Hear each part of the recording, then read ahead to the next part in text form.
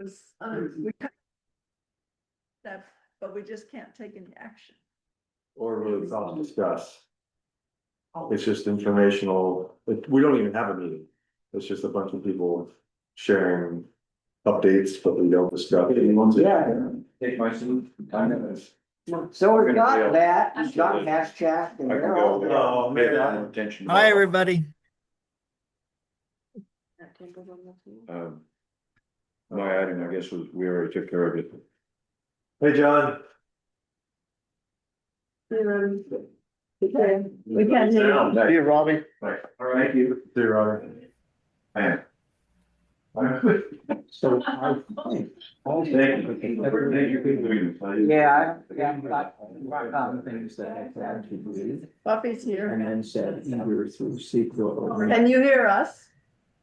So exempting themselves from secret doesn't exempt themselves from. John, can you hear us? Yeah.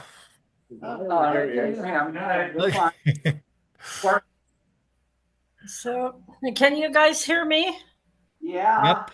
So, I'm out of town, and Laura called me about 15 minutes ago, and she's not going to make the meeting tonight. So, I apologize for not letting everyone know sooner. But I'm wondering if we can get a date to reschedule because we have some business that we really need to get done. So there's not a quorum? So we don't have a quorum because I'm in Carlsbad. No quorum on site, John. 3. Well, isn't there a new law that says that didn't something just get passed? Yeah, I think it's a quorum on site though. I think. My understanding is it was a quorum on site's necessary to have someone on the board call in, maybe. You know what we can do is if you want, we can quickly go through the meeting and you can do whatever you need and then you can pass it and I'll check with county council tomorrow. That sounds good to me. Okay. Okay. All right. So, Kathy, are you gonna run the meeting remotely, or is Mary Lou gonna do it right here? And then just walked out. I still haven't gotten everything. Maybe you didn't. Why don't you ask her? Kathy, are you gonna run the meeting? If Dane wants to run it, Dane's our vice, right? Mary Lou is, thankfully. So why don't you go ahead and run it since you're there in person, and I'll just be on this end. Okay. If you're good with that, I'm fine with that.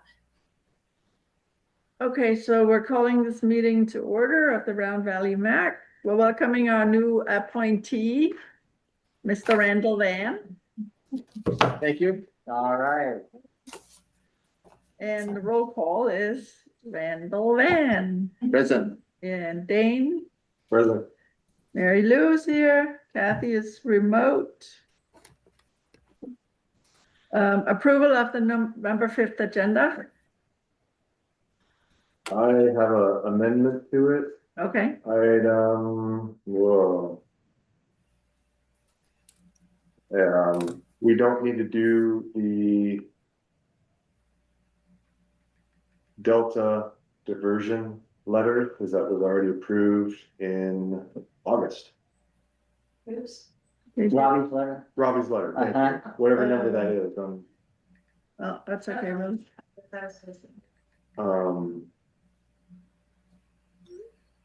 What's there in the minutes? I thought it I was on can't here. find it though. Yeah, I thought it was on here. I thought so too. That's. It's not informational, but Oh, yeah. Oh, right, yeah, right. that's it. Where is it? Okay, so it's just under public comment and announcements.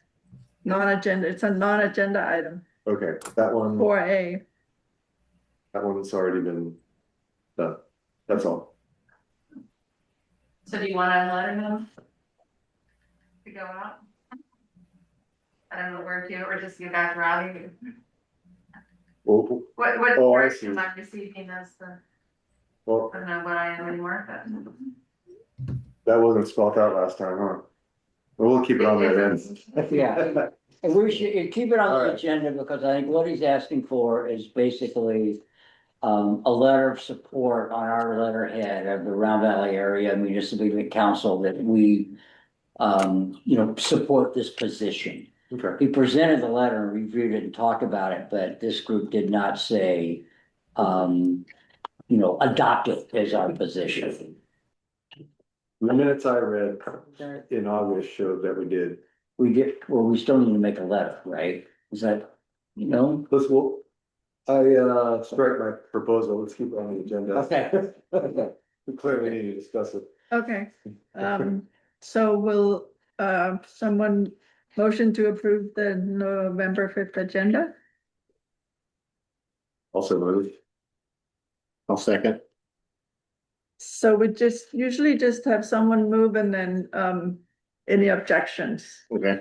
So as long as there aren't any objections, and then, we are going to approve or try to approve the minutes from May 7th and August 6th. We did not have a quorum for the September or October meetings.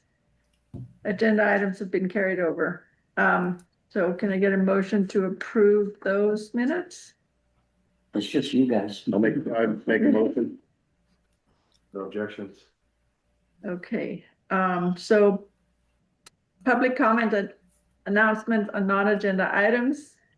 4A, a smarter, sustainable Can- water, yes?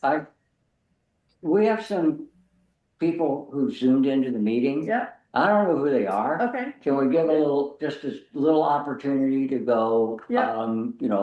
They're in the meeting. It's sort of like I'd like just to know them, Bobby, do you want to go first and introduce yourself? Sure. Good evening. I'm Buffy Wright Barassa. I am a community member in Mendocino County. I live in Willits, actually, and I'm a tribal member of Sherwood Valley Band of Pomo Indians. I'm also an employee for the sheriff at the jail. I'm a restorative justice program manager for inmate services, and I'm just here to listen and learn and see what's going on out there in Covelo. Thanks. Thank you. Emily, I think you've been with us before. Yeah, hi, thanks. My name's Emily McCobb. I'm at UC Davis. We do our Covelo visit 3 times a year. So we have an upcoming clinic this weekend for dogs and cats in the area. So just joining in case there's any questions or concerns, or just kind of like Buffy, just listening and happy to help in any way animal related that we can. Great, thank you. And I think we know everybody else. We know all these others. Okay, let's see. So, item 4A, smarter, sustainable water future for California, informational item presented by Robbie Wire.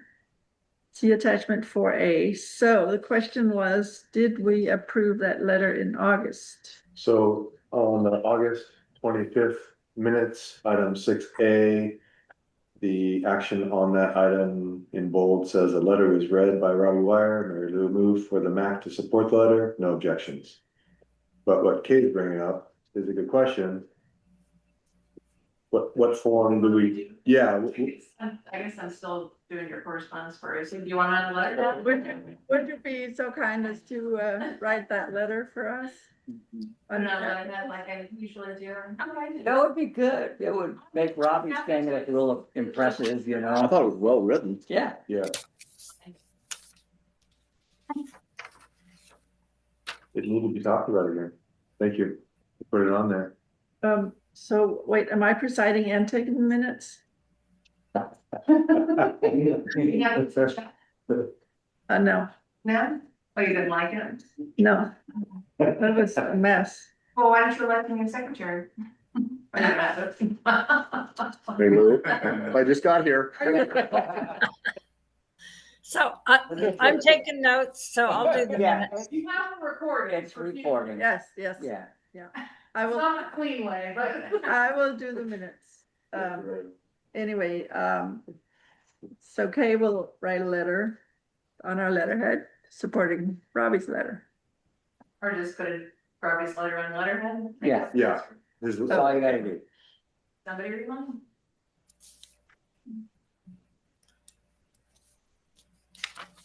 Okay, 4B, fire breaks or dry vegetation control burns on farmland / fields in Round Valley. Informational item presented by Michelle Merrifield.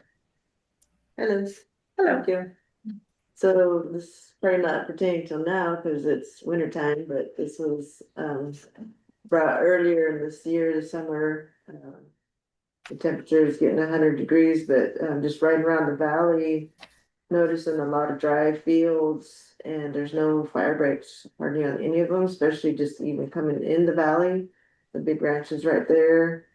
So I was just wanted to bring to the board's attention, how could we help out getting the ranchers to help to do fire breaks? Do they need somebody to hire somebody to do that, or can somebody volunteer their time to do that? I mean, is it something that's a big issue where ranchers don't want that fire break on their property? My question, are you talking like a 8 or 10 foot wide along the fence line next to the road where it's like bare ground kind of, you know? Is that Randy, what you, know? Would is that what you're thinking? I mean, by, Yeah, I mean, when in the nineties, when I was working here for the state, it was not uncommon for us to go out and burn Rolly Hurt's field off or something. But with the air quality restrictions and stuff that have come on board, it's very difficult to do that anymore. So we would just classify it as a training type burn, Right. but now it has to be, CEQA, Bruce, all that stuff. And if the landowner initiates it himself, the department or a PBA or somebody that could go out in the system, so. There's options. I think it just depends on what the landowner wants to do with his land. I would comment too that there's just this last week, there's a governor's exemption that basically kicks back the air quality that prescribed burns. Do not have to go through the strenuous that they have had to previously.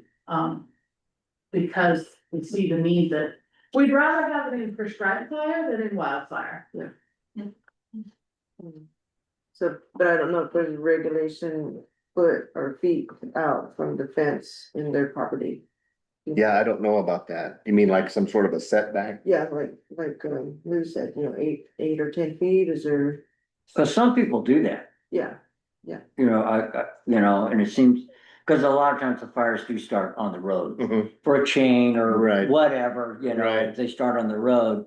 And even if the field has been cut, it can still take off. Mhm. But not all the fields even get cut, some of them have grass like this. Right, And exactly, that's yeah. when I've seen kind of the bad grass fires happen. Oh, where yeah. They sort of take off. Yeah, And then there's embers and the whole thing just goes to hell. where it does quickly. Yeah. I know the fire department has had comment about the lack of a fuels abatement kind of ordinance. But the fire district would have to adopt an ordinance that they would then have to take the responsibility of enforcing for uncut, basically. And my understanding is that does not exist currently. So, Whether or not that applies in Alpine, like once you get out of the valley floor, I don't. So you're mainly talking about the LRA, the local responsibility area in the valley floor, yeah. yeah.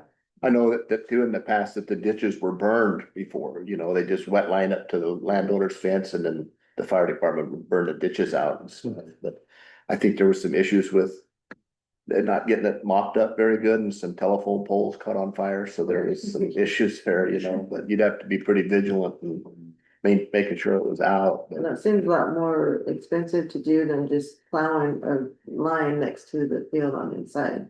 Yeah, and that would be up to the landowner. But that's what we have to enforce. If they don't do it, that's causing, some potential fire hazards to the valley. Yeah. So there's another thing that I've seen, and I believe it's CAL FIRE in the upper Russian River along 101. They were burning, they were doing and it looked to me like it was CAL FIRE with cooperation of the Ukiah Valley Fire. I don't know for sure. I went by it a couple times and I've seen it somewhere else where they're starting to do, just burns right at roadside as a, you know, a matter of procedure. They actually came like maybe a mile up the Ridgewood grade, or maybe it was even 2.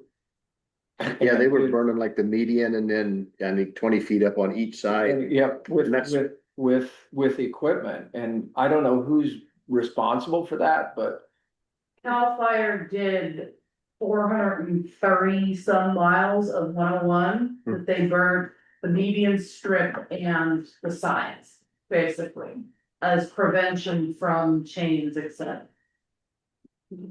So, how do we get in on that? yeah, so that's a good Well- question. Maybe the fire board here, the volunteer fire people might, or the fire chief might know something about how, if there is a way to It's been done in do the- that, and There's 'cause been past practice, it's been there's done. money before. out there for things like that. Yeah, and it's good training too, you know. John's got Oh, a hand up. God. Yeah, good. Yeah. Yeah, so you know, CAL FIRE working with Caltrans did do all the prescribed burns along the medians and between kind of towards Hopland all the way up to the Willits grade. And that was a success because this summer they didn't have, I don't think, any fires along that section. I was driving through Laytonville last weekend and there was just lots of controlled burns going on. And this morning, even around Ridgewood, there was controlled burns all in those hills. So I would have Chief Rojas contact, you know, Brandon Gunn, Chief Gunn at the Mendocino CAL FIRE unit at Ridgewood. Yeah, maybe You know, if and he the could- process gets started now, they can get something going for next year. Mhm. Yeah, I think, John, I think it might be better for the local fire chief to contact the new battalion chief here for the Covelo district, which is Mike Oh. Ponson. He just got promoted. So Okay, start at the local. right. Mhm. This Yeah. group, though, could take what Michelle's saying and then get it on the agenda for the next month. That this group is aware of this, it's a need, but you do one of these like a resolution, a little letter thing. So that can be used to go out to any of the various authorities who might have jurisdiction or who might have money available. That this group adopted what Michelle wants us to Yeah. do.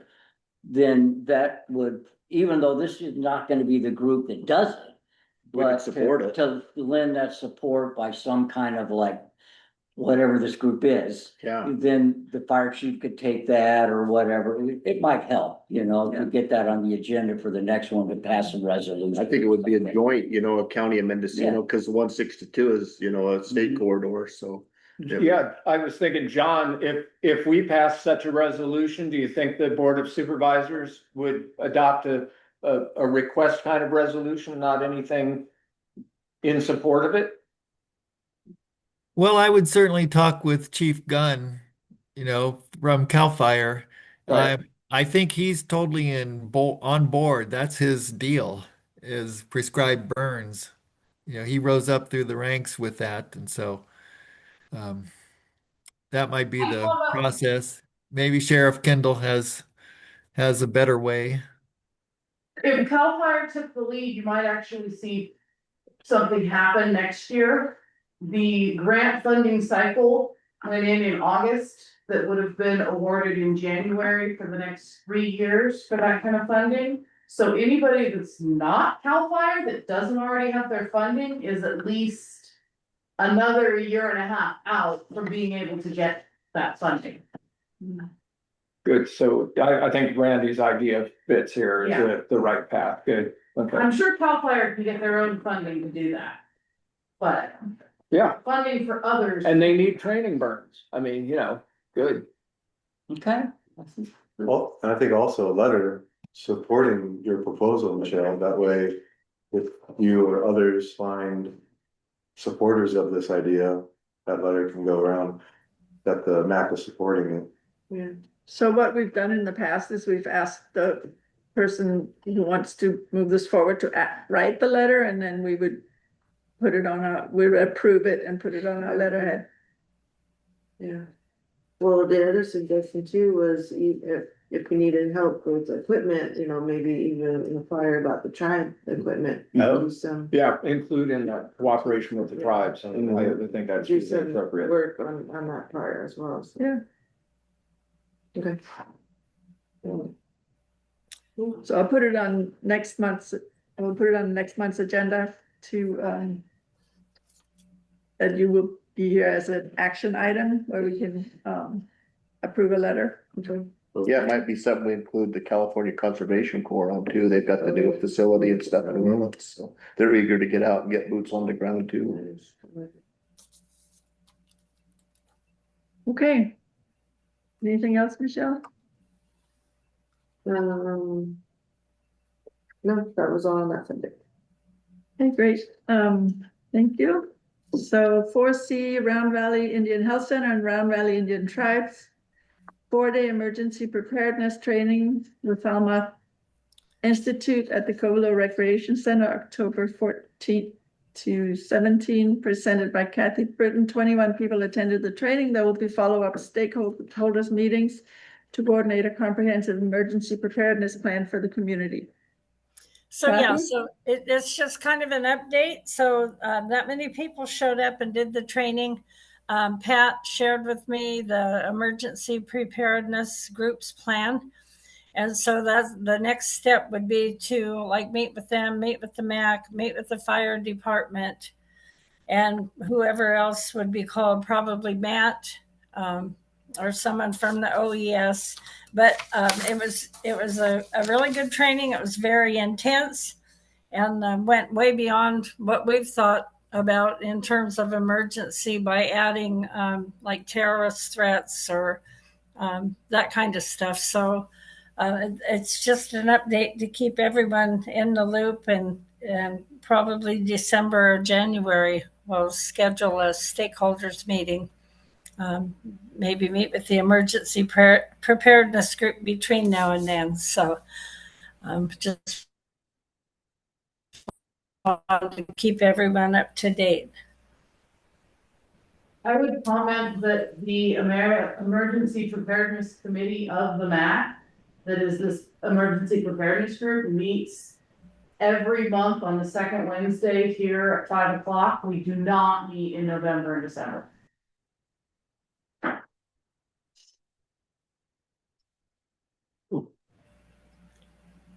When's your next meeting, Lorenzi? January. What's the date? January 14th. Okay, well, if you remind me, and I'll put that on my calendar, we'll try to get together at that point and then kind of see where we're at. That'd be great. You know the drill. Okay. Next item, 4D, California Assembly Bill 1014, informational item presented by Mary Lou. And the link there was a little hard to find your way around, but Pat Sobrero, would you like to talk about this and how that came about? No? No. Okay, anyway, so Sorry, it took me a second. I'm sorry, my attention was elsewhere. What are we discussing? oh, the Assembly Bill 1014 about the traffic, the change in some of the wording of the, let's see. According to Chris Rogers, Governor Newsom signed speed limit bill today. It goes into effect January 1st. And then so there's It's some something. changes. Yeah. I think Dane brought this up a couple of years ago, that there was some potential legislation that was going to give us a little bit more opportunity to have a say in our own speed limit rules. But I am not really well read on the situation, and I'm wondering perhaps John knows a little bit more about it than I do. Yeah, what did Howard say, John? Well, maybe Sheriff Kendall knows more than I do. But whenever we've talked about Howard Street and all, Howard DeShield, Director of Transportation, always says, they need to do the engineering study and it's got to be at the 85%, you know, rate of speed. And I think this bill can decrease that 85% to a lower number where you can set that. And Sheriff Kendall? It does two things. It took the 85% rule, and then the speeds always had to be rounded up by 5 miles an hour if it was hitting in the middle. But the other thing is, it takes into account a lot of other things, like if they've had accidents due to speed and this and the next thing, they can actually lower the speed limits in areas of special concern. And that's kind of what they're describing it as, areas of special concern. And a lot of those areas, even though the road service and whatnot does not say, oh, this is a dangerous turn or a dangerous area, the traffic studies are not going to be binding the hands of setting speed limits anymore.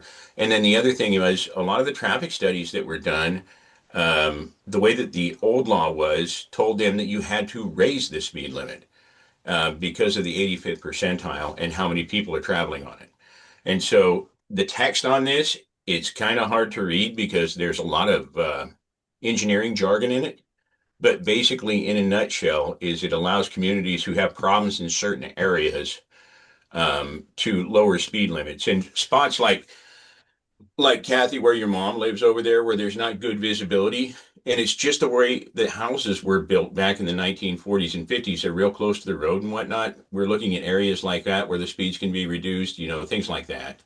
And so it takes a lot of other factors into play. I hope I explained it well. So Matt, that sounds like a library that's right against the road and a bank that's right against the road and a burger place that's right against the road and two schools at either end of the road and dead ends at both ends of the road might actually, and one fatality about 5-10 years ago, I don't know, somewhere in there might actually by people drag racing or something. I can't remember what exactly that all might apply. Yeah, all of that would apply. And remember when we did the speed studies before, Howard basically said, we don't want to log these studies because they make us raise the speed limits. This gets rid of that. Okay. So what I'm kicking this to mean is if you wanted to post a 25-mile-an-hour speed limit on Howard and Foothill, you could do that so that the people who drive 50 miles an hour could get a speeding ticket, right? Yep. And we'll see where the language lands.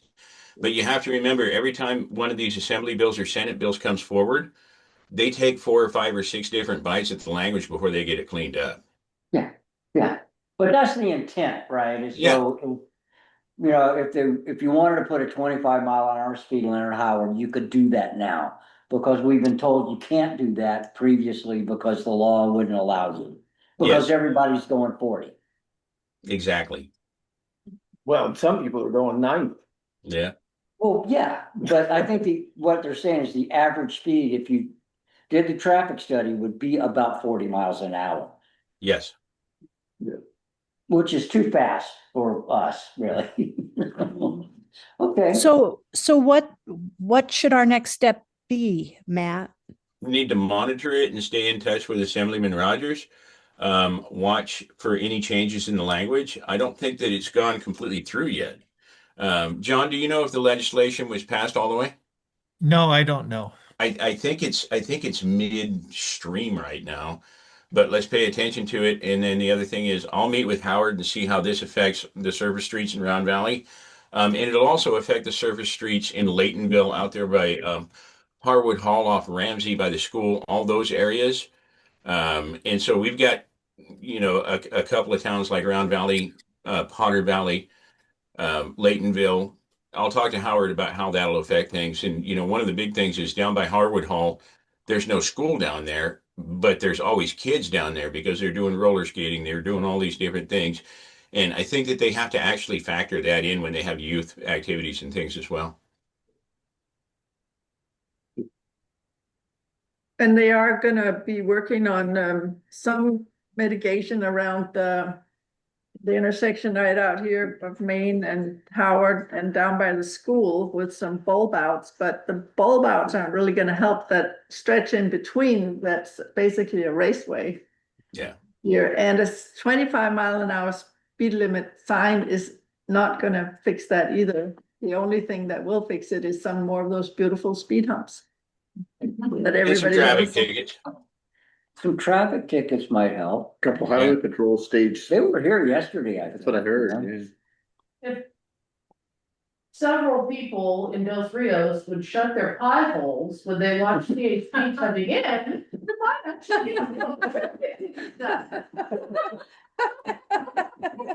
Yeah, we got a good neighborhood watch out there. Yeah. I'm gonna quit honking when I go by your house, Randy. They're sitting out there. We are with putting up some 3 LPRs around the valley as well for the MMIP program. Mhm. So maybe that would help. What's an LPR? License plate reader. Oh, Cameras. But they Oh. don't check for speed. Yeah. But if somebody saw the vehicle routinely speeding, they can put that in the camera Mhm. information and find that person. mm-hmm. Okay, that's good. Hey, Matt, this is Dane. I had a question about a couple of lines of that Assembly bill. It said existing law requires local authority to issue only warning citations for specified speed limit violations for the first 30 days. Uh-huh. But this bill would instead impose this requirement on any peace officer. I don't understand the difference or what the So- change is. The difference is like when we put in the seatbelt law in the early 90s, Yeah. for the first, I think it was 180 days, if you stop someone for a violation other than seatbelt and they weren't wearing a seatbelt, you could cite them for it. But if they were only being stopped for no seatbelt, the first 180 days, all you could do was warn. Okay. And what the intent behind that is the old speed trap laws. They don't want the community going out, changing the speed limit sign, and then for the next 10 days writing hundreds of tickets because nobody realizes the speed limit has changed. And Got that's it. why the warning usually goes in place for 30 days prior. Believe it or not, there are some locations, not in the state of California, but where a lot of these small towns make so much revenue, you cannot believe it, because they change the speed limit signs when the tourists come to town.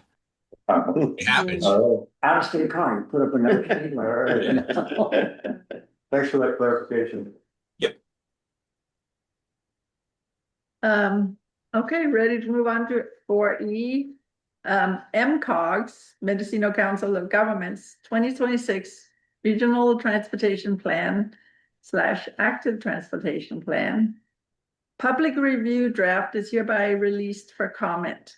Please see attached document. That's also a very long document. But if you go in online and search for the word Covelo or Round Valley, you can see what's actually happening in the area. Like they talk about the trail, the walking trail or multi-use trail, and they talk about how they are going to be working on Howard Street and anyway, some other things I can't remember right now, but and they're interested in comments, so you can actually make comments to that, and there's an email in the agenda here. So if you have time, look at that. Might be worthwhile. So, would this be an appropriate time to talk about that trail? About the trail? The trail. I've got a question for Matt. Well, I guess it could be when we're done, when we get to the end of the public comment, you can add that as a public comment, or during the I can talk sheriff to, Kendall yeah, I'll talk, um, yeah, I'll talk to, yeah, section. Okay. bring it up then. Anything else about that particular item? Next page, 24-25 Mendocino County Civil Grand Jury Report. Planning and Building Department structural issues exposing the cracks. So there's, I just added that because it came out and the county responded, just for information, but I read the whole thing. the county took a great swing back. Pretty funny. was it The county's response was great. Yes, it was. John, you have any comment? Are you familiar with this process where the grand jury was slamming the planning and building department for supposedly issuing a bunch of Class K permits that weren't for Class K things? And then the planning and building or county responded saying, you guys don't really know what you're talking about. So I thought it was interesting. Well, there were several issues, that the grand jury brought up. And, the ad hoc committee that was formed of 2 supervisors, when they looked at all the information, they couldn't really figure out where the grand jury was getting their information and how they came up with those findings. And so it kind of went back to the response was, where are you getting this? And we don't understand. What we're seeing is not what you're seeing, kind of response. And so hopefully, my hope is that there can be more dialogue between the grand jury and the department to figure out, where the miscommunication's happening. Because if there are problems with it, let's figure it out. But if they're looking at some kind of, old information or something that's not correct, then that needs to be, brought to light too, right? Because we don't want to be at odds with the grand jury and they're trying to do the best they can. But it just seemed like there is this miscommunication factor going on with that. So is that the end of the process? They do their report, you respond, and then that's it? Or is there something else that happens? I have no idea. Well, then the grand jury will write up a continuity report to see what progress has been done. I think that we're trying to set up a meeting between the grand jury and the ad hoc, I think, to kind of discuss those issues and figure out where the problems were in communication. Very polite. They're saying, oh shit. A really nice way to write that. I mean, I read it, but it seemed like there was a lot of nuance of like, unless you know that this house was permitted in this year, this is the code to sell it, like. You have to be a codes expert in building and planning to weed that out. No, you don't. Well. I mean, Well, another part of it. Grand jury did not do a very good job. That's how, when I'm reading this, they didn't really seem to know what they were talking about, and they wrote up a bunch of. We should just move on, though. We got plenty of more things to do. okay. I'll say one thing. Can I say one thing, Lou? Yeah, sure. Before we move on. Okay. Is that one of the things was about, building permits and the roads that go out to them and whether CAL FIRE was going to approve the road or not. And it just came down to, let's bring in CAL FIRE, let's bring in the grand jury, and let's figure in the planning and building department and figure out whose responsibility it is. So that might be coming up at the next meeting. Okay. Okay, thank you. All right, we're on to item 5, reports from county, state, and tribal officials. Tribal council is here. I have a question, because I asked about doing a water district update, and I don't know if you guys want that in public comment or. Oh, I'm sorry. Yes, I'm sorry. We're not done. Fair. You're not on the report list? We're not on the report list. Sorry. Thank you. We can do that. That's what I'm just saying. Where do you want us to do updates? Email me, Lorenz, and I'll put it on Okay. there. Okay, we'll just pick it up at the end of the reports then? Yeah. Okay, thank you. Yeah. Oh, yes, thank you. And Bruce, you had Oh, you want to wait for I'll that? talk with So that. is there any other anything else for public comment? I would give a quick update from when Candace had approached us about Lions Club stuff. We are looking at a fairly large heat resiliency adaptation grant, and we'll be following up with the county on where things are at as far as transferring that land, if that's a possibility or not at the rec center and rodeo grounds, as we move into pursuing a fairly large grant, and we'll probably be looking for letters of support in the next couple of months for that grant process. To transfer the So land? we're have been in communications, although it's been pretty stalled out with the county, of if the county is allowed to give or sell the land to the Lions Club. But also we will be applying for a fairly large grant to do very master planning for a park. And some of that will include what that looks like for solar energy, to be able to have a cooling center potentially, to upgrade everything down there, planting trees, etc. for, under the being a more extreme heat resilient landscape and building facility. Cool. Okay. Anything else? I actually had a question for Rancy about the water testing in Emil. When's that information available?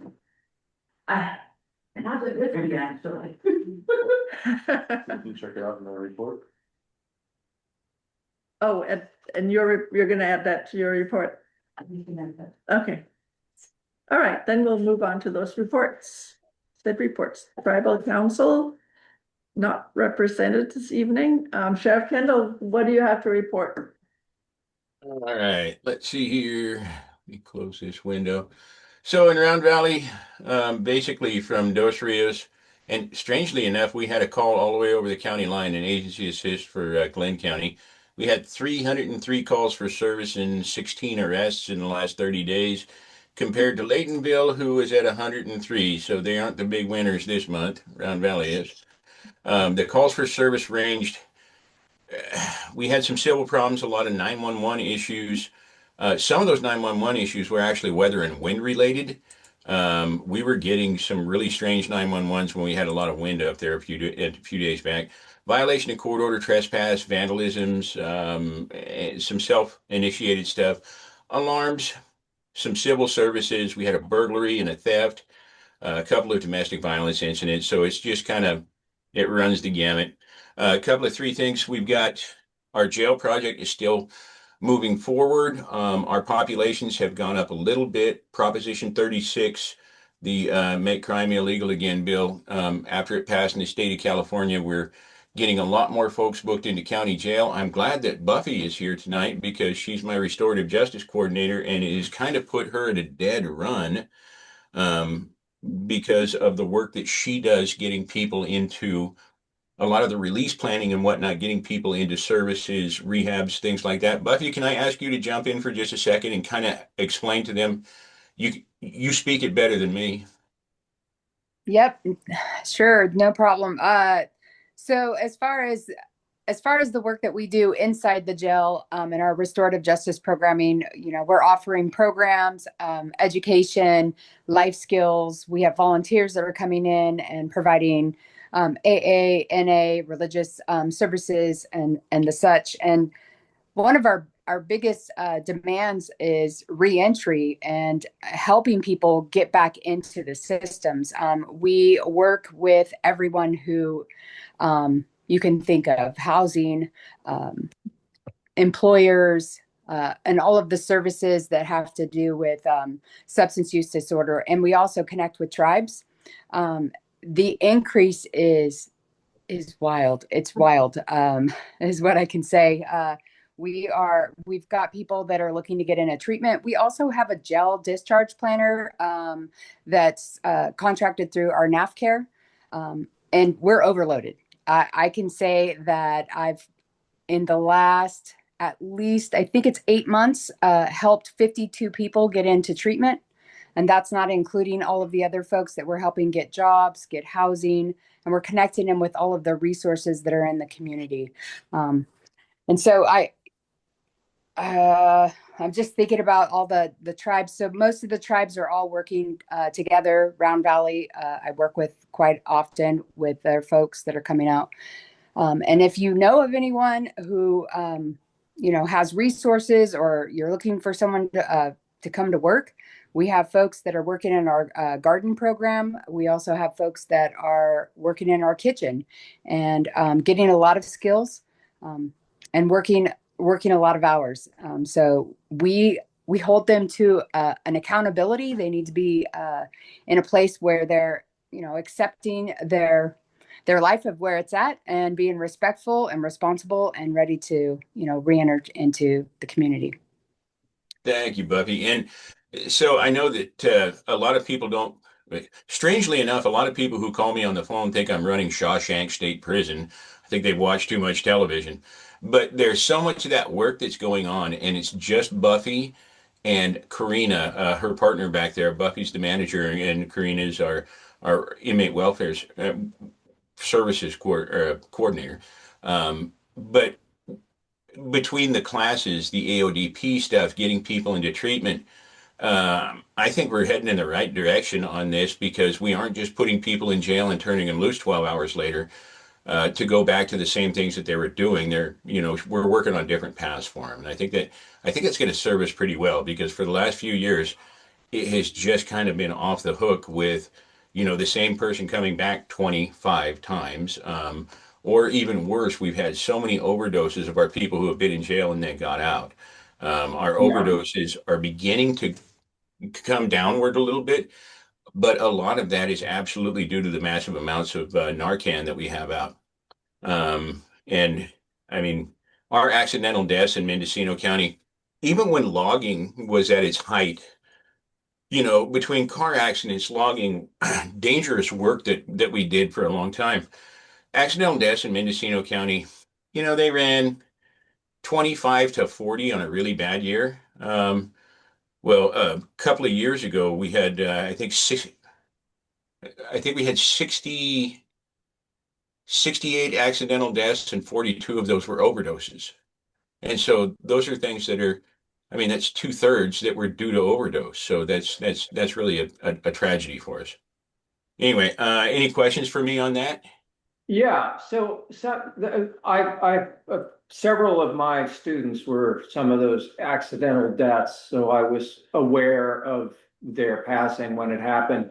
And also I regularly read the police log from Willits, and one of the things I recognize is that it seems like people who are on probation and are headed that direction may not have the opportunity to get services before they get to jail. Is there a process for them to not, go out and act out and get the services before they violate probation, or are you kind of stuck at the back of that? And is there anything that the county can do about that? Well, I can tell you my thoughts on it, but Buffy actually has been working in this field for a lot longer than what she worked for me. She worked in this field previously for Mendocino County, but we don't. If somebody hasn't done anything wrong, the judge cannot give them a court order to go to treatment. And so the question at times is, how many people make that decision on their own versus how many people need a nudge in the right direction? Well, and I guess I'm talking about people on probation have already, quote, violated the law, but until they're picked up, they haven't violated the law. And is there any kind of voluntary turn-in? Because I know people who are on that edge and hoping for, kind of hoping to get picked up, and we're not clear as to how, the act out thing. I've been there. That's a very simple process. If they're having those issues, all they have to do is pick up the phone and call their probation officer, and he will come pick them up and lodge them. And violate them so that they can get into treatment. Or sometimes they don't even violate them. They can just say, hey, I'm not staying clean. And the probation officer and the probation department will work to get them into rehab where they don't have to come into custody. Great. Right. Okay. Right. And they can also reach out to Behavioral Health and Recovery Services, Mendocino County, the numbers online. They can call them and get screened and get right into treatment as well. And they can either be an outpatient or they can look for an inpatient service for them. I mean, there are other options. Great. I got one question for Matt, and I got to ask you, even though it was ostensibly a highway patrol post, there was in some of the journalism, some of the posts, Facebook, and also some of the online newspapers, there was a scale, digital scale with a bunch of white little baggies on it that said this was a pound of methamphetamine recovered from the streets of Covelo. Yeah. As if it was a highway patrol post, but there was never any follow-up that I was able to find. And so was that real, or did just somebody make that up, or what? No, we were in a pursuit up there roughly 21 days ago, and the highway patrol spiked them. I think the highway patrol started it was September 16th, I believe. The highway patrol started the pursuit, and about, I don't know, 3 or 4 turns up above John Albonico's old place. Who the hell lives there now? The tires got spiked. The guy ran, and we found a pound of meth in the car. A pound. Yeah. I guess Well, that's believe a it or lot. not, I think that's a lot. a pound of meth is just not a lot anymore. I Oh. remember when a pound of meth was a lot of meth, man. It's just not that much anymore. Our narcotics teams, we don't put a lot of press releases out from the narco teams because they're usually working cases up and up and up and up, and so we don't want to put stuff out. But a pound of meth, yeah, it's an okay pinch, but it's not the biggest thing we're going to see this year. Okay, well, I didn't really know much about this stuff, so thanks for filling me in, Matt. So is that, I've got a question about the bike path. There's that pass through between Henderson Lane and the highway, and there's been a fair amount of mayhem along that, and including cutting of the fences. So there are dogs from a grow that's on tribal allotment land, like 5 of them, I think, came out to chase me. And fortunately, I have a stick to play with dogs. And also, fortunately, there was also a truck driving to go back through the back way to the tribal convenience store that was going to take the bike path and chased off 3 of the dogs by running their car at them. They thought that was great fun. But anyway, there's a lot of mayhem back there. And when I talked to the state about the question of the fences there, they say, no, those are actually built by the state on behalf of the landowner, which is the tribe or the, anyway, it's turning into mayhem back there. Is there any patrolling going on that, including people driving through on the bike path regularly? There's a regular. We don't drive through on the bike path. If the deputies get out, they're going to walk it unless they're in a pursuit or something. I kind of wish that they hadn't put that there and hadn't made it as large as what they had. They put a big boulder on one end of it, and then there's a gate or something down there. Well, they cut through the fence. But at both ends of the tribal pond, the one was the grow on the tribal allotment land that they were putting a house in, and they needed to maneuver it, and they just cut down the fence. And now their dogs are running out onto the path. It's they're, dogs and cars are driving on a bike path, or and so it's unpatrolled. Anyway, well, we don't take patrol cars out there. And the only time that we'll take a patrol car out there is if we get in a pursuit with somebody and we have to chase them. But the traffic measures that were put in place were not sufficient to keep anybody off of it. Bruce, could you reach out to the tribal council and request extra patrol from tribal police? I've talked about it, and they're not. So far there's no. The tribal police are watching it, but I don't think they have much they can do about it either. Well, if it's on the tribal land, the tribe can place boulders and things like that out there to stop the vehicles from being able to go. Yeah. And in a very short amount of time, with a little bit more rain, nobody's going to be driving in those pastures because they will get stuck. We can only hope. Okay. Obviously that grant's still open, they just finished the bridge. Mhm. At what point does it go back to the granting agency to say, hey, this is a problem, deal with more sufficient boulders, et cetera? I do not know. But I think that you'd be changing the scope of things if you did.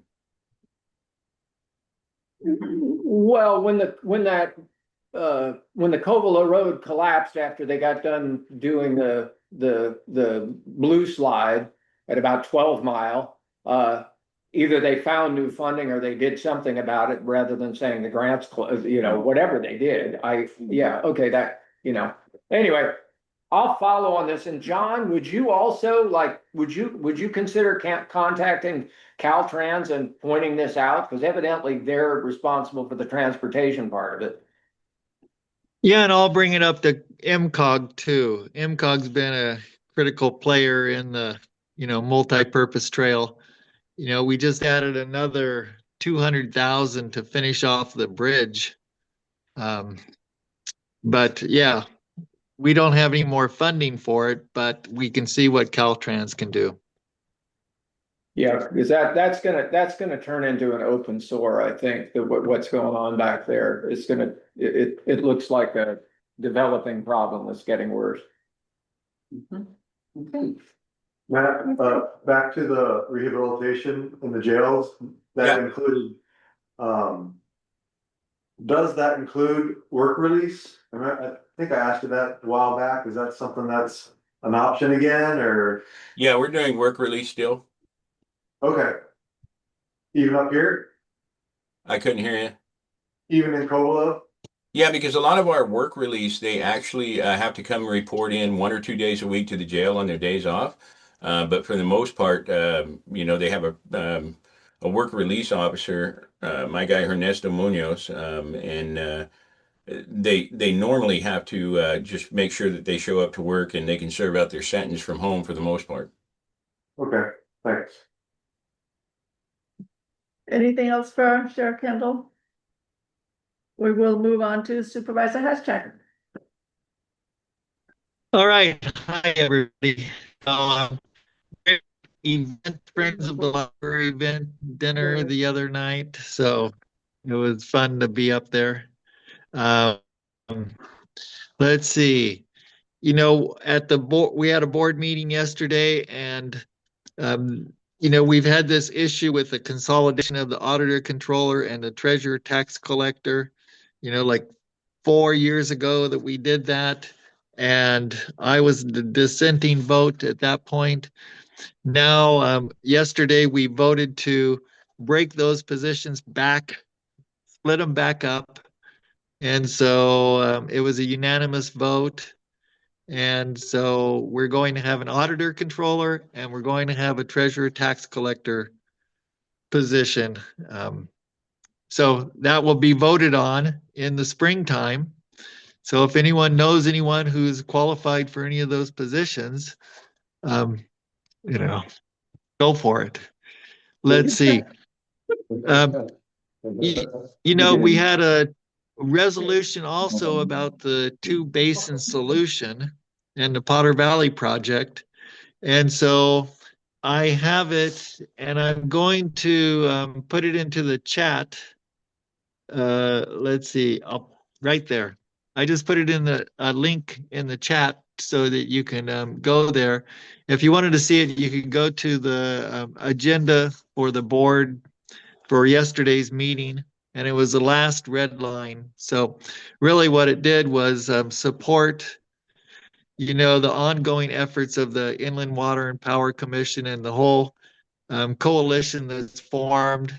And then, Round Valley Indian Tribes is part of it, very important part. And support that effort to do continue the diversion, but take down the dams and then create more water storage, water balance in all those areas because they're going to need. All right. Okay. Thanks, Sheriff Kendall. Hope you have a good dinner. Better than mine. So, so anyway, there was a resolution that was offered up last meeting. We rejected that one, and we came up with this other one, and it was approved yesterday.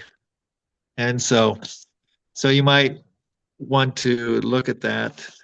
Sorry to hear about, former Fire Chief Baker and his death. But we have been talking a lot about how to fund the fire districts and the ambulance services and yeah.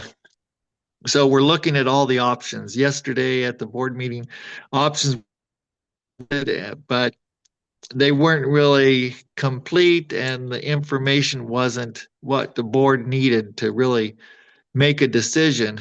And so we sent it back. Supervisor Mulherin says that she's going to do a study and work with the fire districts and ambulance services and get in touch with Round Valley Indian tribes too, to see what can be done as far as, if it's a tax measure, if it's an assessment, if it's countywide, if it's just particular districts, so hopefully we'll have more information next time.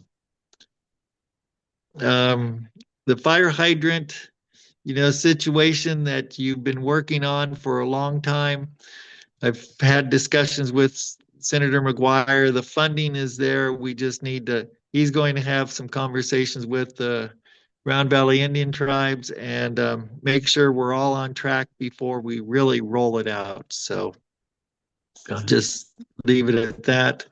The budget looks better than we thought. There was a carry forward of $12 million, but it's still just one-time only money, and it's not the structural deficit issues that we have at the county. So we're still working.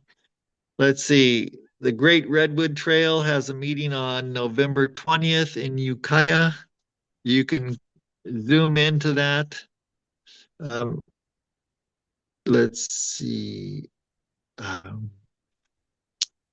Code enforcement. Code enforcement got over almost 200 anonymous complaints, 174 actually from one person who was a lawyer from Chico driving through the Laytonville area and then some other areas of the county, and just started sending in anonymous code enforcement complaints. And so I worked with code enforcement and took it to the board that we were going to deprioritize anonymous complaints and only look at them if it dealt with, community safety or a real health violation or something that was affecting people, not just, they didn't do it right and I'm pissed off at my neighbor kind of deal. So, anyway, this person had just terrorized the Laytonville community with these anonymous complaints. So if you want to complain, you can still do it anonymously, but it will be deprioritized. Okay. Is that been and then the adopted skate by- park, I talked to. Yeah, it's been adopted, and the code enforcement came up with a new memo about how they're going to deal with those anonymous complaints. Certainly, if it's an anonymous complaint and you're afraid, you're just doing it because you're afraid of using your name, you can, the name is still anonymous. Will be kept confidential with code enforcement. It's just they want the name to be able to do the research, to be able to contact that person and figure out what the problem is, if there's a safety concern, if they need to have the sheriff involved, all of those kind of considerations, if there's locked gates, dangerous dogs, whatever.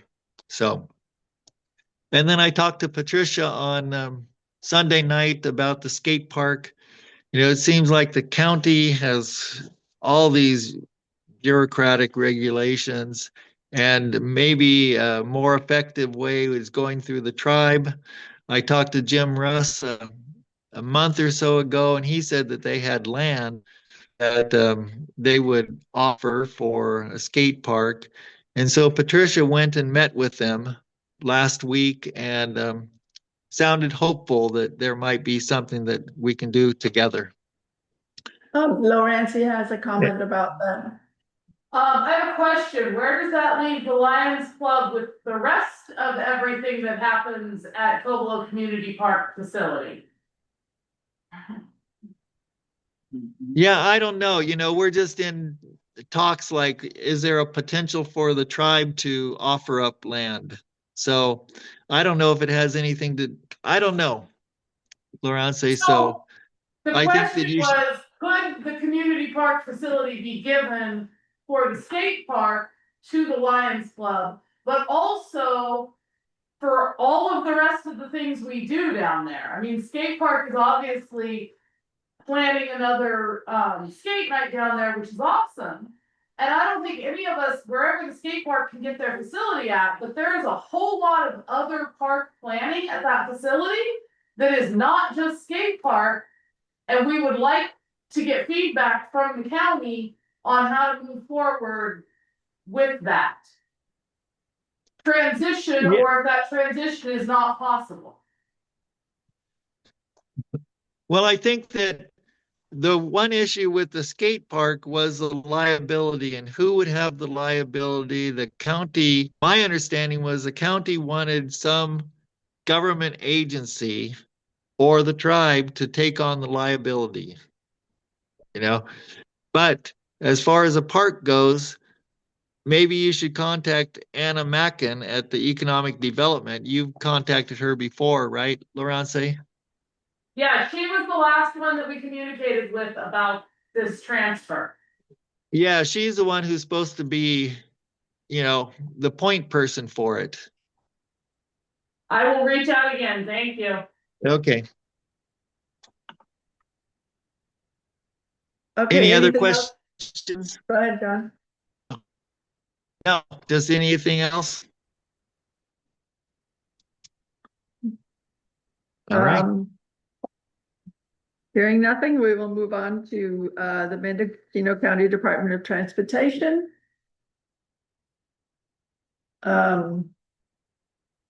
They are not here, I don't think. See anybody? And is MCOG present? No. Chris Rogers' office is not represented tonight. And is the fire district, Cobolo Fire District represented? No. Ruben said he's in training. They have for decades, I think, had Wednesday night at 6 o'clock training. So yeah. This meeting is not a time that he can very easily be. Right. Yeah, maybe if anybody runs into him, we could ask him if he wants to submit a monthly report, possibly. Be nice to have part of this, and then we'll move on to the water district. They're here. Ramsey and Emil. Oh, look at that. They're smart. I know. Yes. Official results, and I have not got everybody's official results to them yet. I'm still working on that. But the overall results that we found from the water testing that we did, and Emil can talk about more about, I think we kind of already covered what was found at the monitoring wells, but for the home wells that we found, we did quite a bit of testing. We were able, initially we were doing nitrates, total coliform, E. coli, and arsenic, and we were able to add a slew of other metals.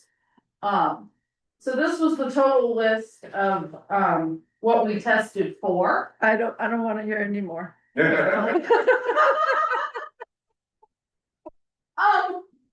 And this kind of just goes through what the concerns are of nitrates, of each particular one. Nitrates, we kind of found a concentration around town. It was not a concerning level. I'll kind of just skim through it because I know we've all been here. It's late. It was not a heavily concerning level. of nitrates. It's pretty normal that whether it's really old septic tanks prior to the sewer system, or whether it's just agricultural runoff, we know there's grows, et cetera, that could have that. It's pretty normal in the area.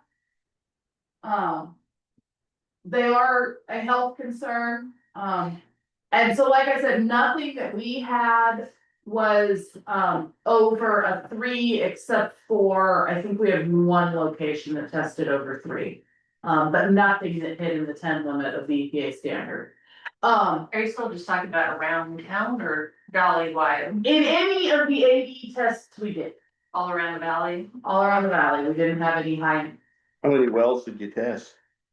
We did about 80 home tests. Oh, wow. Some of them we did duplicate tests because some folks we knew were in an area that arsenic was pretty well known to be there. So we wanted to see if they had, if particular homes that we knew had a pretty decent filtration system, we wanted to see how effective the different filtration systems were. So we did total coliform. We did come up with some tests with total coliform, which is an indicator of, it's an indicator that E. coli or fecal coliform could get into the system. I think I only had one E. coli test, and I ended up troubleshooting it. We retested it. It was a false bad testing. So,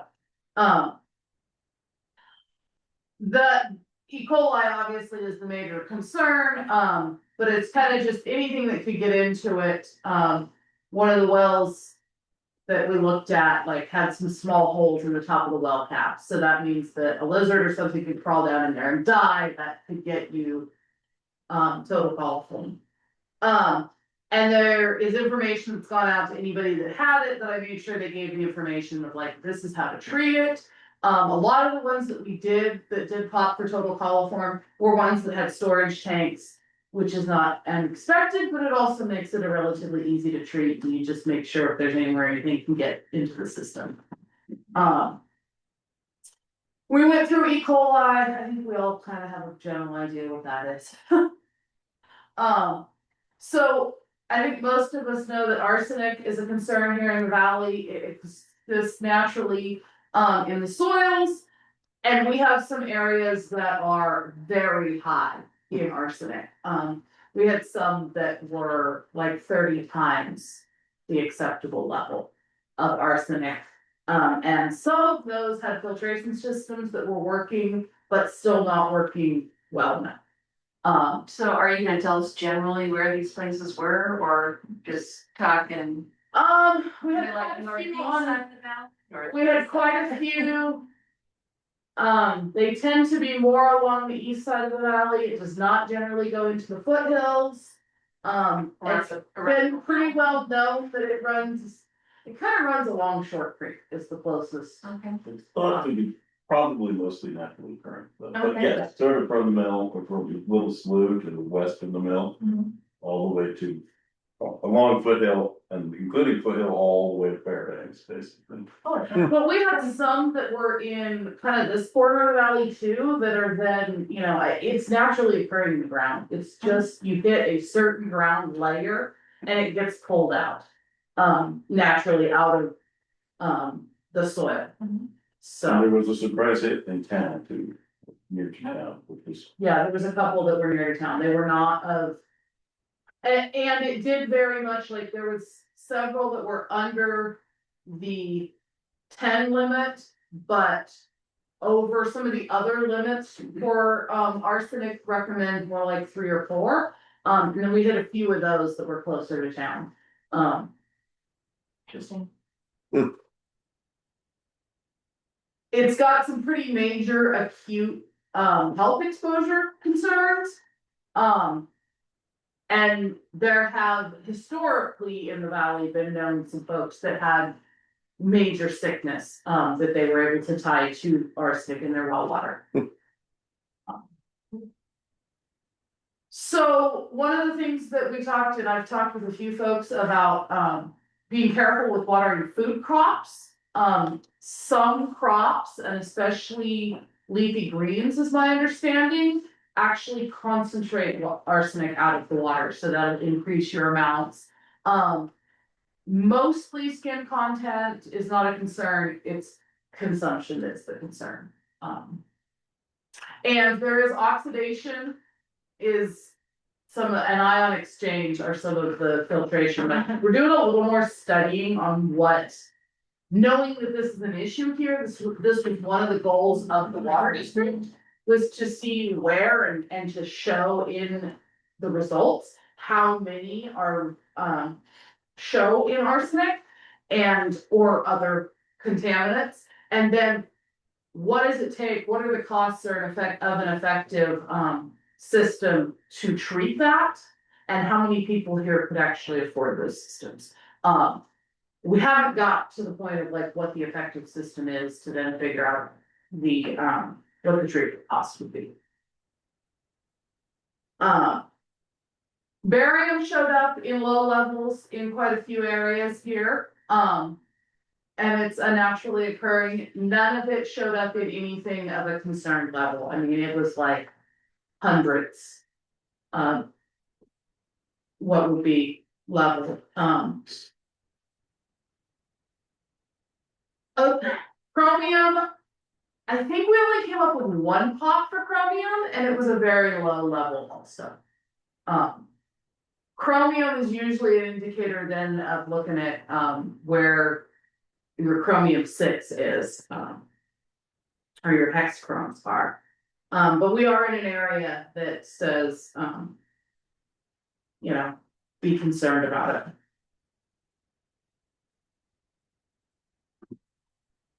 Cobalt popped up in a few, again, not in any very high levels, and there is not an EPA limit on that due to lack of exposure. Generally speaking, with cobalt, it's mining or industry related is where you get breathing it is the concern. We did have quite a few low levels of copper.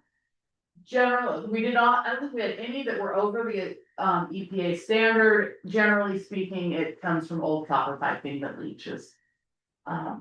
We did have a couple that did not have copper piping and had very, very low levels of copper, but it can occur naturally. We had, of course, quite a bit of iron. We've probably heard the conversation about that good old good and brown housing water. So we expectedly had some really high levels of iron. It's mostly a concern as far as foul color, you know, the taste, the look, the staining clothing. It's not usually, there is an iron bacteria that can be a concern, but the bigger concern is it just erodes things. We did not have, we had a couple of lead ones, very few that were lead. And I did not get conclusive if they had checked lead pipes. Lead pipe is the general that you see lead show up from. And so these are some of the things that as I get back to each landowner, I say, hey, do you know what your pipes are?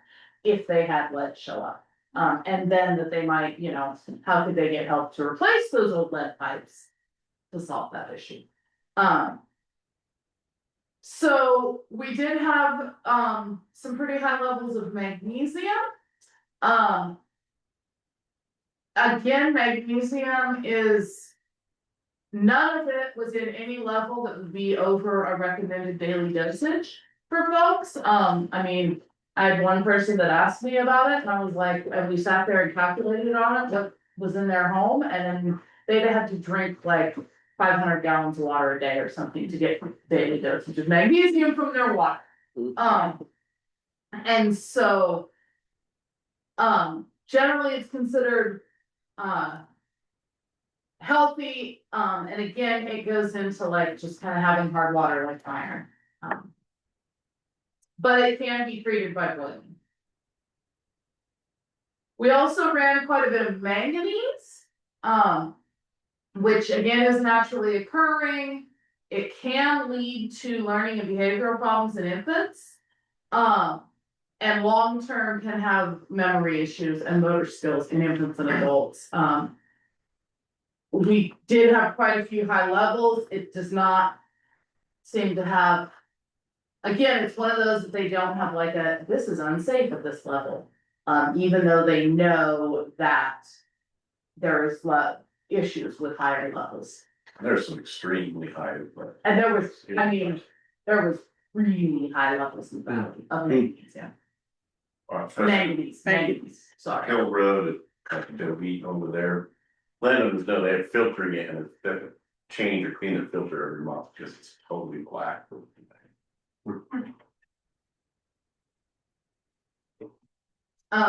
We got molybdenum in a few in very small amounts, and like I said, I think everything we had was in lower amounts of what the test levels were. How do you So pronounce it? molybdenum, I think? Molybdenum. I am not the expert at How you- pronunciation here. Yeah. Molybdenum. Molybdenum, thank you, Bruce. Okay.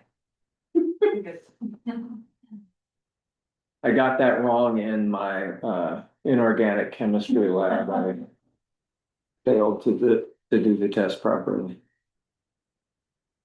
We did have nickel show up, again, it's a leaching expectation on it, it was in small amounts, none of them in a level of concern. We had some selenium show up, also none in a level of concern, and it's a naturally occurring in the rocks. This one's another one also, I've said it wrong too many times. Bad, I'm terrible. Vanadium. Vanadium, there we go, knew I wasn't gonna do it, say it right. We had it show up in low levels, none of them in any of the other standards that hit a level of concern. So less than like a tenth of what we want. And we had some zinc show up, again, also in really low levels.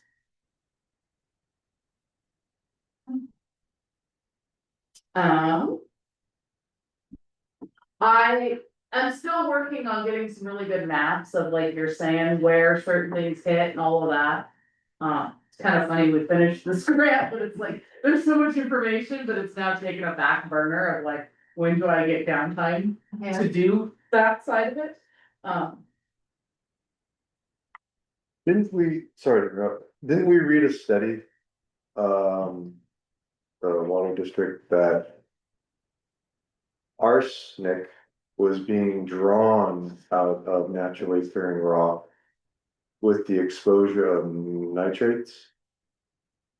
Did we read something like that back in the day? Do you remember that? Not familiar to me, no. And the cycle of more nitrogens that we're seeing, and it was helping to leach it out of creating the suspension. Do you remember that? No? Okay. I was looking for the article while you were talking, I can't find it. So we're basically in pretty good shape. Water wise, all the fears about all of the crap being dumped in. Yeah, I will add to that because I did announce for this group a few months ago that we had hit one. In one of our new monitoring wells, we had gotten a positive for PFAS for other chemicals. And so we did a whole suite of other tests to try to isolate or figure out where it might also be and where it might be coming from. And we found the mill other, so we only found it on Lantern Lane off of Popper Lane. And we did not find it at the end of Popper Lane or Crawford Highway or Crawford. Head to my water. Refuse or back button up, so. Why it is right there in one deep, well, we can't say. What is that well depth? It's 100 feet. 100, okay. I heard an interesting guesses. An interesting question from one of the landowners that I tested at their home, and they were concerned. And this would be the only logical I could see that it wouldn't pop up at others, but it could pop up there at that particular. They were concerned about fire retardant because from several years ago on Medicine Hill, because fire retardant is one that is known to have, forever chemicals in it. That's right, it's one of the sources. Twice this year too, so you got more this Sure. year, fires. What's the average depth of the water table in the valley? Well, it's seasonal, somewhere between positive 15 feet and about 40 feet is the deepest I've seen it. Although I've talked to some landowners who've had well problems slightly lower than that, at least periodically, like when the neighbors are running their big pumps. Oh, yeah. Pretty high. Thank you. But many of the wells are in the lower aquifer, which is down below. Where the better water below is. 80 feet or 80 to 100, right? Except in town.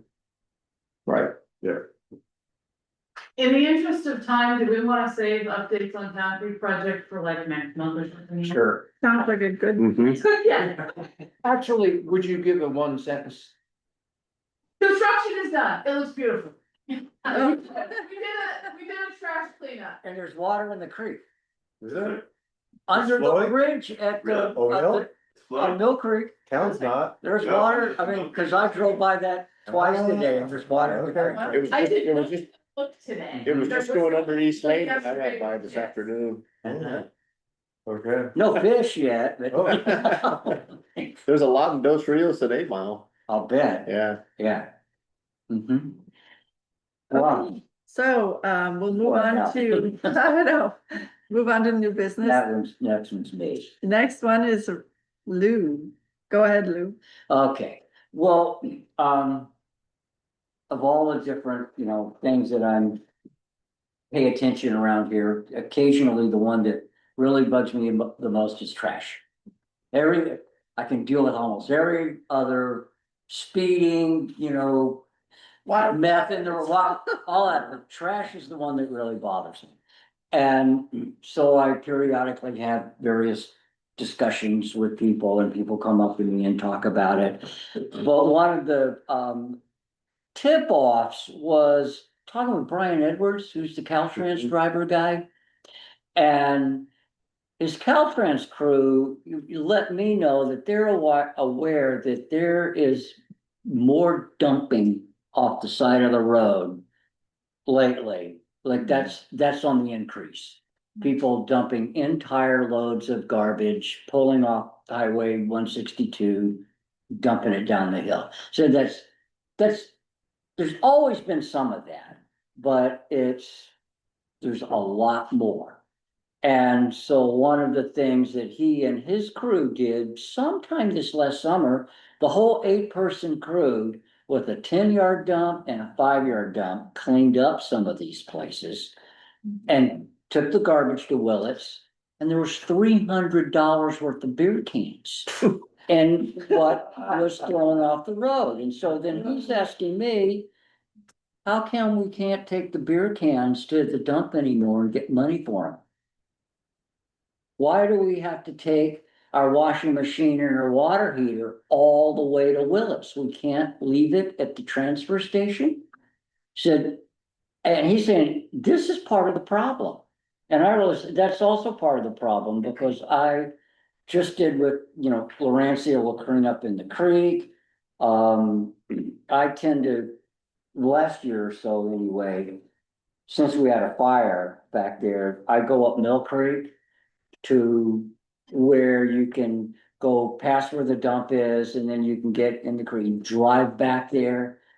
There's washing machines, stoves, water, household appliances are getting dumped back there, along with the trucks being turned over or whatever. That's, in my experience, that's new. I never saw that level of, big, heavy things just dumped in the right off. So, I got in touch with I don't remember the person's name, I didn't bring the email with me or whatever, County Solid Waste, just basically going, how come I gotta take my washing machine all the way to Willits? Don't you think that might be why there's so many of them in the creek now? Who's why do we have to deal with this? How come we can't turn in our cans? How come we can't get rid of our appliances? And basically, it was presented to me, not in this language, but it's a zero-sum game. They have X amount of money, and what they do is they make it work for them for having these big transfer stations like in Willits and Casper and Ukiah, and nowhere else, as far as I know. And so I'm just bringing that up to this group, going, it's not fair and I don't like it. And I would like for, this is just the rant, but I'll probably work up something for this group. And I've also invited that person, don't remember her name, to participate in one of these meetings. As time goes by, as I get like the little letter thing together, because basically what I want to say is this isn't right. We shouldn't, our area of outstanding natural beauty should not become a dump because you don't want to put an effective transfer station here. That's kind of my point. People are still going to dump stuff, but it's hard to get rid of your garbage here. And it should be easy. But we used to have a recycling plant. I think one of the Petiga boys ran it there at the old Chevron bulk plant. Yeah. I don't know what happened to. It was Geno's. I mean, I'm gonna go here on a little bit of history. So Gino ran that as a profitable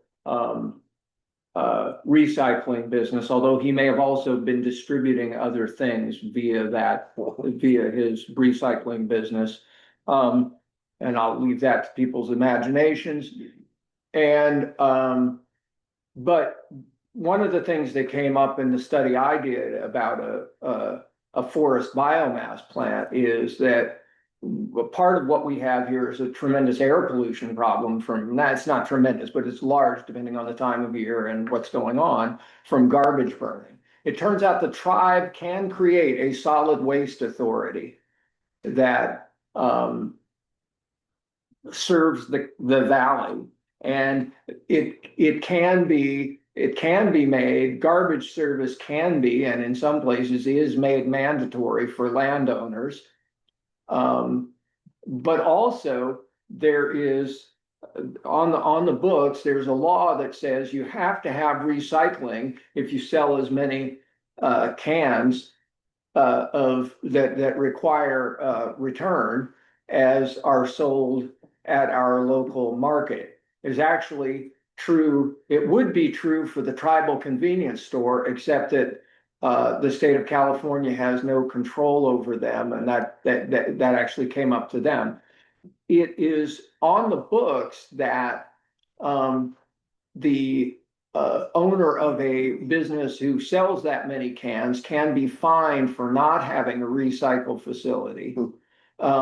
And it's also on the books that you can negotiate with them in the state. And I don't know how this works. I just heard it rumored. I've seen a little bit of the wording of it, but I don't understand it. That you can negotiate with them to create a recycling facility so that they're not subject to that fine. Those things are generally not enforced. There was a grant available at the beginning. Actually, we heard about it at the Water District in August. I didn't pick it up until September, and it was due on the last day of October for setting up jobs. And what was it? Do you know what Clean California grant under Caltrans? For doing exactly this kind of thing, coming up with recycling programs. Neither the Water District nor evidently the tribal EPA, although both of us were interested in doing it, had the capacity to do that because we had grants for other environmental programs going on. But there is a way to deal with this stuff long term. There's actually like a grant program to set these things up. And and the county is also paying for the transfer station, right, John? It's the county funds it to some extent?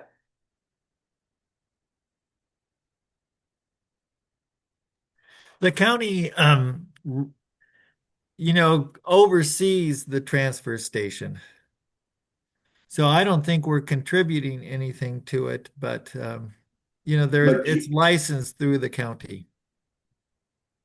Is it possible for the county to require them? I know Lake County had certain requirements where previously any citizen cleanup effort could take garbage to the transfer stations without charge, and they required recycling at the dumps.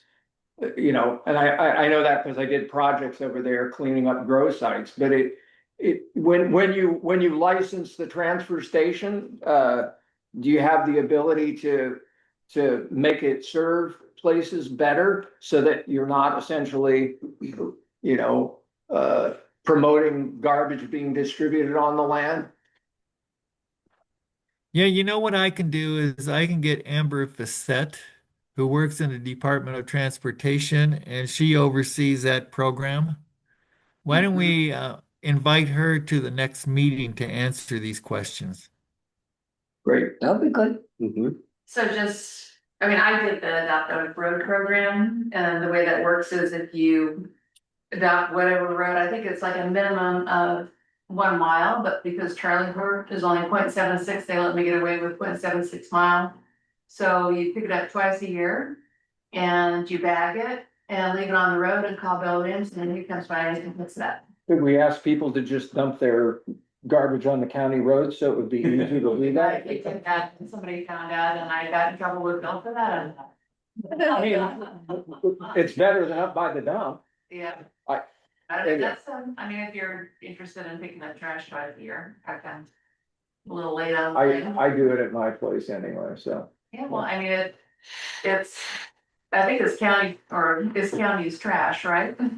But I think you have to, in order to get it picked up, I think you have to actually adopt the road, which, takes 2 seconds, and I give you bags and everything else, so.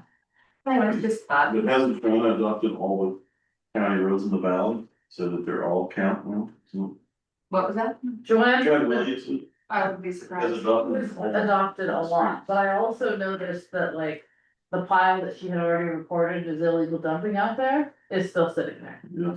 So it's, there is that like, oh, look, you report this, this is here, somebody is supposed to come pick it up. And it's still there, and 3 weeks later, I know, but I was just thinking, my understanding was that county employees cannot get out of the truck and pick up trash, and it's weird. oh no, this is like a pile that's all collected.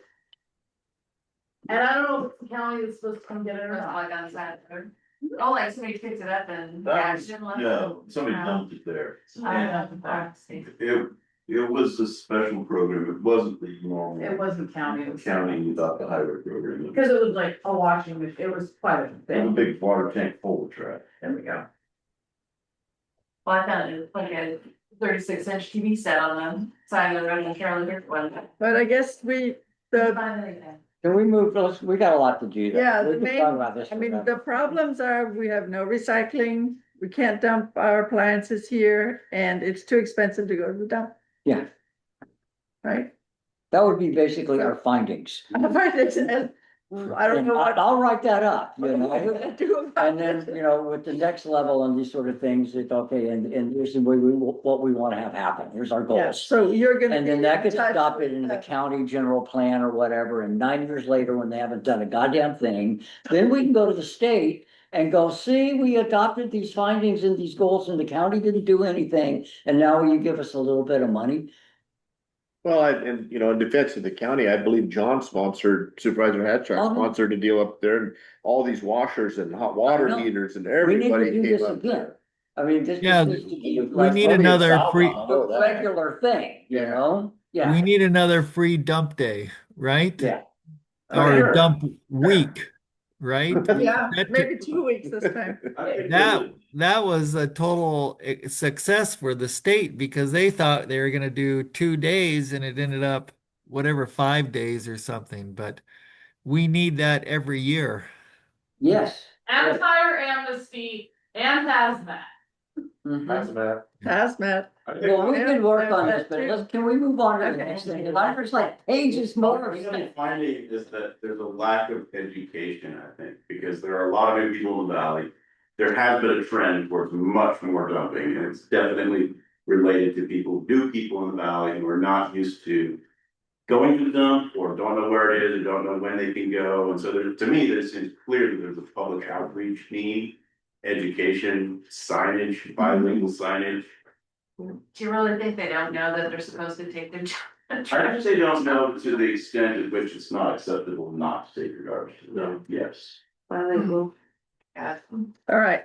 We'll just take it across the street from the dump. Oh my I mean, God. that's part of the problem. When we were drilling. There's some real bad examples being set here, but that's a whole nother discussion, you know? I think there's some that have come from not the South, but have come from other countries other than Southern, that the consensus is there's somebody that gets a job out of picking it up. Okay, we're moving Okay, on please. to, so the next item, 6B, is about low intensity camping ordinance, but I think we've, There's no update. I think it's still in, what, John, is it in county council, second county council, or? Oh, it's supposed to come back to the board soon. You know, that AB 518 got passed, which eliminates the state from overseeing, you know, campgrounds under 9 units. So it's on to the county if the county wants to do it or not. Is this like the glamping stuff where you stay there? Right. yeah. Mhm. Okay, thank you for that update. 6C, discussion possible action. Installation of cameras around Short Creek Road and Barnes Lane and other potential sites to capture evidence of littering. Kathy Britton presenting. So I was watching on Facebook about the third time there was a truckload of trash dumped in Short Creek, and somebody posted we should have cameras, and I thought, yeah, we should. But my question was, is that something, if the MAC approves, could we purchase something like that, John, out of our funds? Oh, that would be a tough one. You'd have to ask planning and building, but I think that's stretching those funds. Well, they aren't that expensive. We could probably fundraise. But I was just thinking, if we, now that you've mentioned 162 or that came up, you know, maybe we should purchase some and put them around and then put people on notice that you're on camera, and, you know, we'll report you to the authorities if you're dumping on camera. Because in my mind, it's ridiculous. They load it up and haul it to the creek. They could haul it to the transfer station, but they don't want to. So, Seems like, yeah, the sign, would be possible to have a sign there, no dumping, right? so I just wanted to bring it up to see what, you know, if there was any possibility, or, you know, I guess private people could do it too, but I just saw it's kind of a community issue since it appears to be happening in multiple places. Well, Kathy, my suggestion would be to, you know, talk it up, get a little bit of information and come up with some kind of idea of where would you want these cameras? How many do you want? I mean, how many do we need? Who's going to be responsible for monitoring them? And then we figure out how to get them. Because right now, I don't know if we're talking like 4 cameras or 40 cameras or 400 cameras, you know, and I don't know what they, I mean, seriously though, but I think every camera would need to be adopted by somebody who, like, I'm on top of this, right? And, but I think it's completely reasonable, something we could do. You're better off to go with the cellular type of camera. Because the little ones, the game camera, usually they get stolen. Yeah, So they're you gonna- have no information at all, you're out of camera, but Mhm. if you've got one that snaps it as a script and it goes to your phone, you've got the person still on the camera, you know, in their vehicle. That's right. Lorenzi? I mean, I agree, there's a lot of issues. We did trash cleanup, the kids came along, pile by the old town dump. That was a very new pile on South Airport Road. There's tons of it at the end of Crawford down in Mill. I mean, Sure, Michelle sees it across in there. More this side, but it's all over down there. I would question, other than blasting them on social media, where is the actual bite of turning them into the authorities? Because when I contacted like the sheriff's office, I can't remember if it was a $25 or a $50 fine. Well, no, it was 25 or 50, which is like, you can't take a load of trash to the dump. So again, we go back to our upside down problem. Is that a county ordinance? No dumping, you mean? Bruce? The $25 fine, is that a county ordinance? Is that, has that been updated for inflation since 1953? I don't know what ordinance it is, Bruce. Great. Well, I remember seeing trash in the creek, and at the water district, we were asking the county to put up fine for littering, signs. They said, we can't do that. Like, you don't have signs? Well, we have the signs. If we put them up, we have to enforce it. We can't enforce it. Well, that's like Howard the speed limit, you know? Same playbook. That's Yeah. true. But my question is, if we have a photo and a clear and blatant violation of violating no dumping ordinances, assuming there is one, does that go to code enforcement? Does that go to the sheriff? I mean, where is that sort of? If it's in a stream, it should go to, or even a water course, which could include a roadside ditch. It probably should go to Fish and Wildlife because they probably have a higher level of fine. My experience with this is there's a 10-acre parcel adjacent to where I live. There's other 10-acre parcels near where I live, and people just start dumps on them. And they then get big, and other people know that there's a dump there, and they can go on Sunday night or Monday and whenever you want and dump there.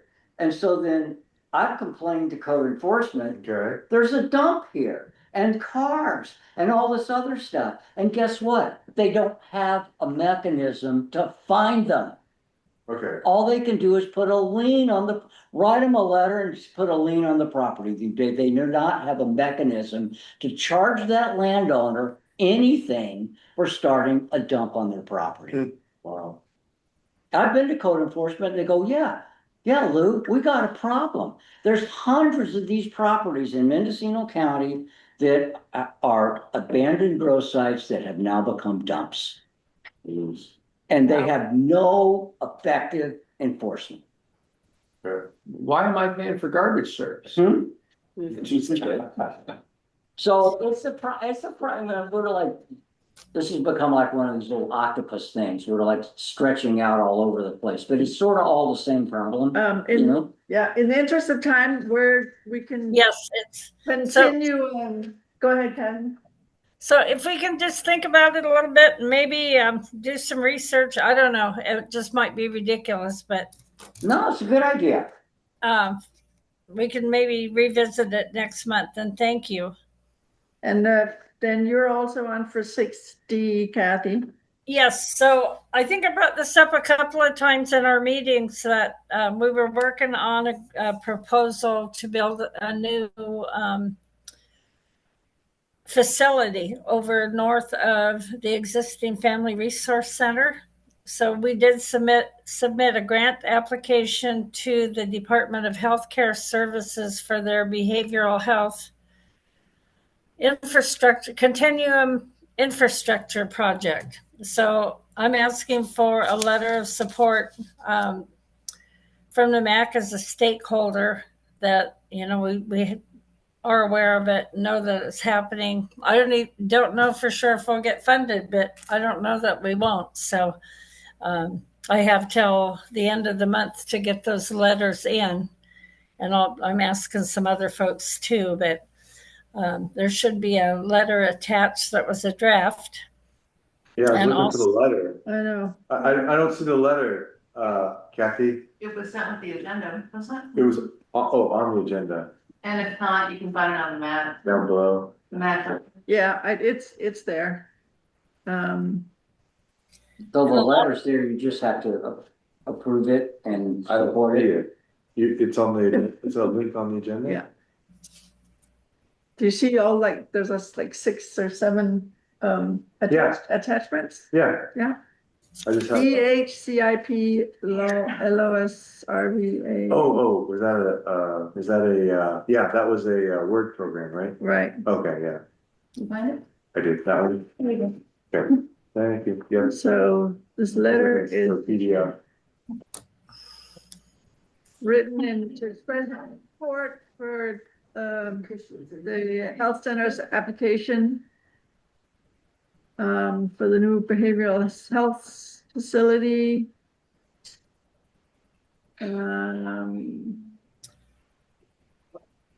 Yuki Trails has qualified staff, including dental health.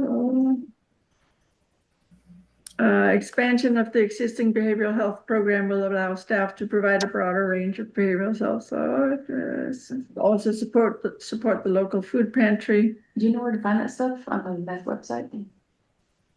Me? You're the newbie. Kathy, where is it gonna be There was stuff located? sent to, It's like, you can go to Mac. At the health center, maybe across. No, I No. think most north of the stuff. north of was the sent. Family Resource Center Oh, on This one, yeah, that's what I heard, Henderson.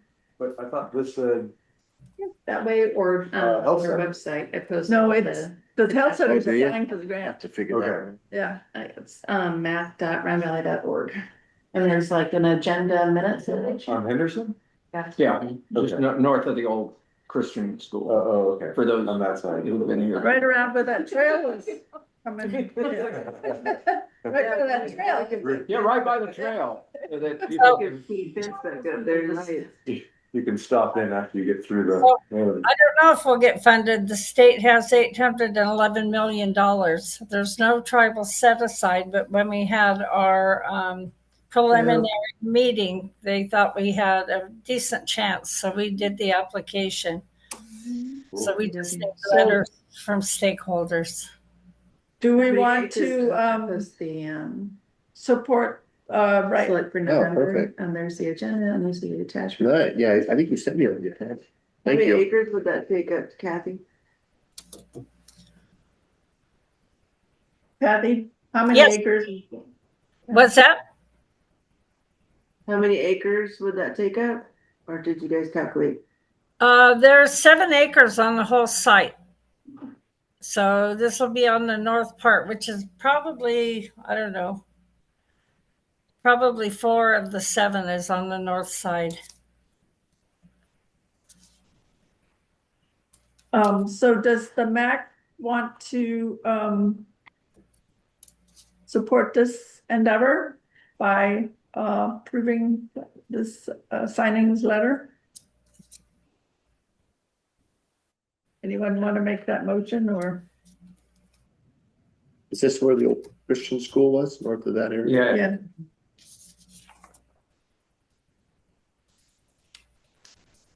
I'll make a motion. Okay, any objections? None heard. We will carry forward if Don Hashtag can get approval from county council that this was actually a meeting. Yeah, I think it is a meeting. Okay. If it goes over an hour, it's a meeting. hey, John, another thing that comes up around that is Henderson Lane is deteriorating a heck of a lot and is no longer really a functioning road. It's an obstacle course. And I know that's a county road. You might also consider that when you're talking to either MCOG or county roads. Henderson Lane, yeah, okay. So I agree, and we've talked about that. Actually, we really need like the sidewalk to extend down to that area for the existing facility, the FRC and the Indian Education Center and the Boys and Girls Club. Well, isn't that the project that's going to happen? Isn't that the active safe schools route? I think it's part of it, but I don't know the updates on that. But yeah, that's that. So that's, we considered that. So, Yeah. Okay. all right. Well, thank you guys, and I'll keep you posted. In there also is a conceptual design, which will probably change a little bit if we get funded and get an architect and engineer. But that's kind of what we came up with in our planning. So We get to deliver that one. I was gonna say, so do you want that on letterhead? Somebody's gonna email me and tell me. I will email you. Yes, I will. I didn't even agree anything. Okay, so we're out of time basically, and because we adjourn at 8 o'clock. We have only old business items left on the agenda. Dane, I have a quick question. Yeah. If we can skip down to 7B. okay, John, any updates on noise ordinance? No, and the sheriff would be the one to answer that. Okay. Yeah. All right. so is there anything else that we cannot put off till next month? I just had a last question. The item that's been recurring on our agenda, 7F, about the laptop. Lou, is that Oh, yeah, still that's- something you want on there? No, or- that can go away. Okay. I'm pretty sure that Matt's done in the computer lab a month or so ago was able to get this one to work better, Okay, so anything on the treasurer's report? No expenditures, starting new fiscal year, we have our $2,500. Okay, and the next meeting is set for December 3rd. Send your agenda items to admin@mac.roundvalley.org. Adjourning the meeting at 7:56. Thank you for chairing the meeting. It's good to see all you guys, and I'll be there in person December 3rd. Yeah, well, thanks for tuning in, Kathy. Bye-bye. Good night.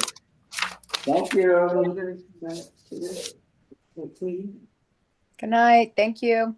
Good night. I think John's talking, but he's muted. Well, we're done. You're muted, John. I'm ending the meeting. There you go. Boom. Bye. Bye.